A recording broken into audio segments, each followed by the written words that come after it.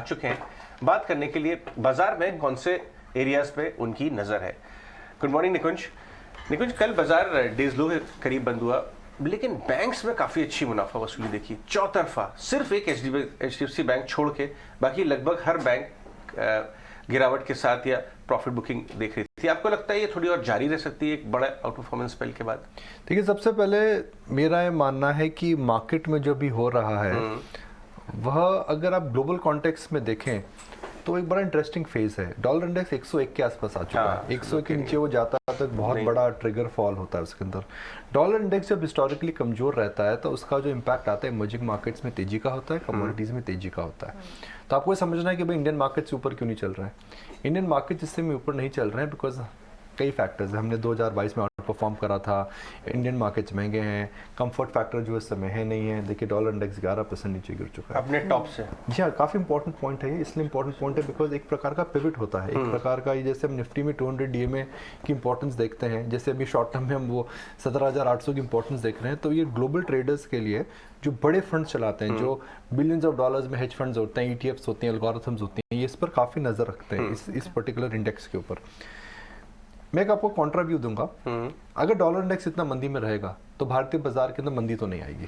Correct. आप भले ही participate नहीं करें, जो कि दिख रहा है। आप बिगिनिंग ऑफ द ईयर और अभी में आप देखें तो मार्केट में जो पोजीशनिंग थी अब उसके अंदर भी जो कैचअप है ग्लोबल मार्केट्स ने कर लिया है। मगर आप देखें इंडियन मार्केट के अंदर जो माहौल है इस समय, माहौल डेटा, मोमेंटम, पार्टिसिपेशन, कमिटमेंट में देखता हूं तो बहुत लो है। बजट के पहले इतना कमिटमेंट बहुत कई सालों बाद इतना कम देखने को मिल रहा है। निफ्टी में ओपन इंटरेस्ट जो जनवरी और नवंबर के महीने में था, ट्रिपल डिजिट का ओपन इंटरेस्ट प्रीमियम पे था, जो प्रीमियम था ट्रिपल डिजिट पे था, अभी वह नहीं है। करेक्ट। मुझे आश्चर्य इस बात से हो रहा है कि मोदी सरकार ने पिछले 2 बजट जो दिए हैं, पिछले 3 बजट जो, पिछले 2 बजट की बात करते हैं, चलिए 3 तो बड़ा समय हो जाता है, पिछले 2 बजट जो दिए हैं उनके अंदर स्पष्टता से उन्होंने बताया था कि हम टैक्स रिजीम को चेंज नहीं करेंगे। उन्होंने स्पष्टता से इस बात को बताया था कि जो बजट रहेगा वो कंटिन्यूशन ऑफ रिफॉर्म रहेगा, जो बजट रहेगा ग्रोथ डोमिनेटेड बजट रहेगा, सरल, सिंपल और एक आकर्षक बजट रहेगा। बजट पे जो बड़ा टैक्स लास्ट टाइम बजट पे जो हमने बात करी थी, उन्होंने बिटकॉइन या क्रिप्टो करेंसी के अगेंस्ट में जो मुहिम करी थी, जो कितनी अच्छी बात थी, कितनी सटीक बैठी हो पूरा वो। तो मेरे को इस बात से बड़ा आश्चर्यचकित हो रहा है कि आप किस बात से नर्वस हैं। तो नर्वसनेस मेरे को लग रहा है कि बेलाजमी है। और अगर बजट ग्रोथ ओरिएंटेड होता जो रहेगा, बड़े टैक्स चेंजेस नहीं होते हैं, वो हम स्पेकुलेट ही कर सकते हैं, पर मुझे नहीं लगता है कि होने चाहिए।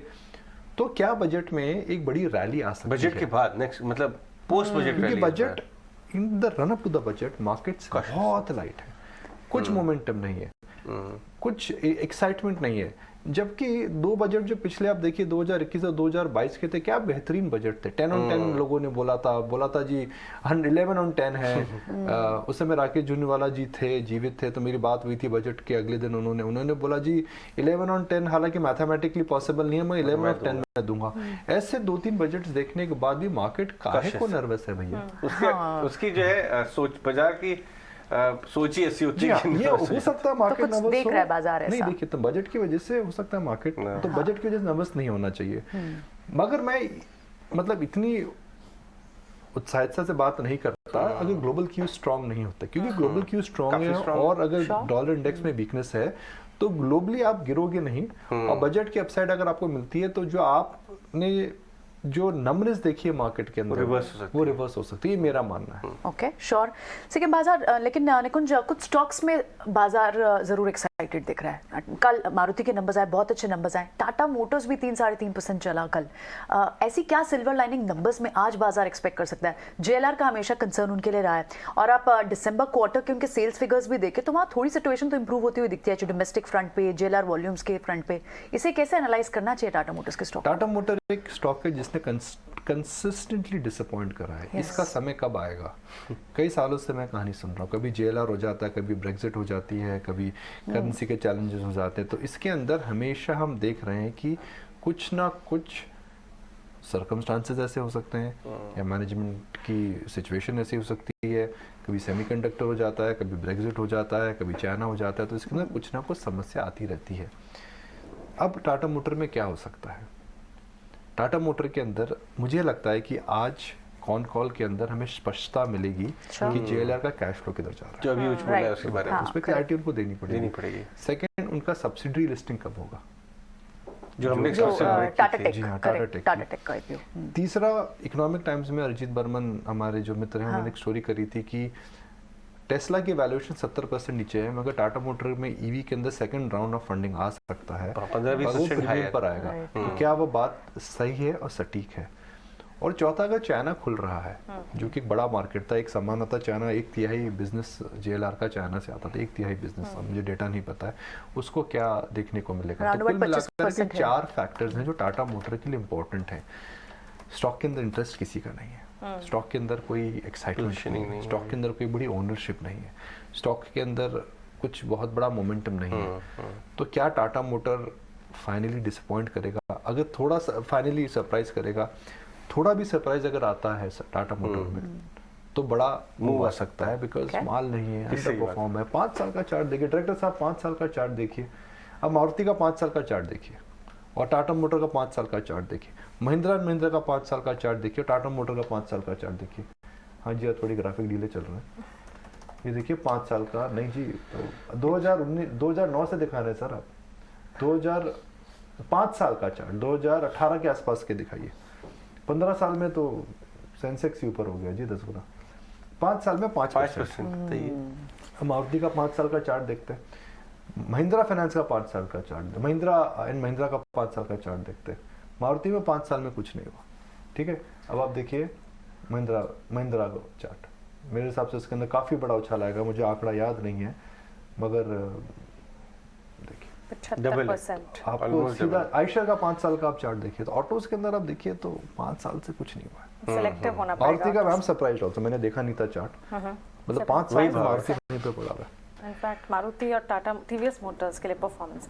लेकिन जहां हम सबसे बड़े इवेंट बजट से ठीक पहले बाजार में नर्वसनेस देख रहे हैं, और आप कह रहे हैं ये नर्वसनेस बेलाजमी है, इस शब्द को मैं ध्यान रखूं। मुझे ये लगता है बिकॉज देखिए आप एक, मतलब आज मैं सुबह सोच रहा था, मैं अभी ET नाउ इंग्लिश पे भी हम यही बात कर रहे थे कि भाई ट्रैक रिकॉर्ड एक होता है, कुछ संकेत होता है भाई। ये 2005 से 2014 वाला समय नहीं है कि हर बजट में आकर के कभी आप FBT लगा देते थे, कभी ये लगा देते, कभी पीछे टैक्स, कभी आगे टैक्स, कभी STT आ गया, कभी FBTT आ गया, वैसा नहीं है माहौल।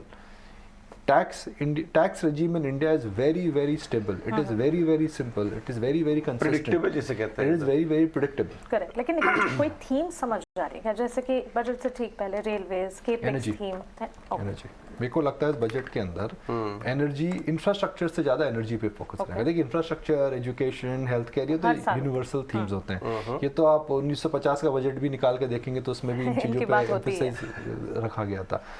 मगर एक बात तय है कि आपकी एनर्जी डिमांड आने वाले समय में दुनिया के एवरेज से ज्यादा बढ़ेगी। सही बात है। आप एक हाइड्रोकार्बन डेफिशिएंट कंट्री हैं, जो आपका मैप है, जो सब इंपोर्ट करते हैं, आप इसीलिए इंपोर्ट करते हैं। युद्ध के बाद लोगों की आंख खुली है कि भाई आपको फूड सिक्योरिटी और एनर्जी सिक्योरिटी में डिपेंडेंस होनी नहीं, चाहिए। हाँ। एनर्जी सिक्योरिटी अनफॉर्चुनेटली आपके पास नहीं है, एनर्जी नहीं है।